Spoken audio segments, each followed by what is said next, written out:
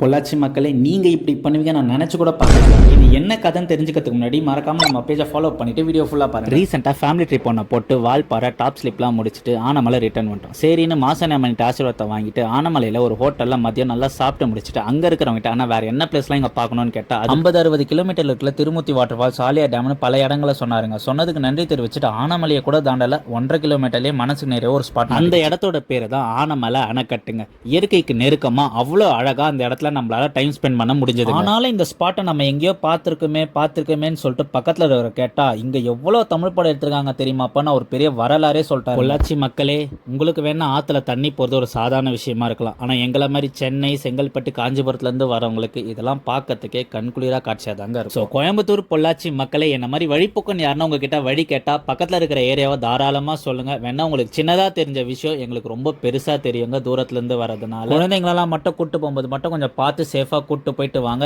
எனக்கு இந்த மாதிரி இடம்லாம் ரொம்ப புதுசாக தாங்க இருந்தது. ஆல்ரெடி உங்களுக்கு பொள்ளாச்சி, கோயம்புத்தூர் சைடில் இந்த மாதிரி இடம் நிறைய தெரியும்னா கீழே கமெண்ட் செக்ஷனில் சொல்லுங்கள்.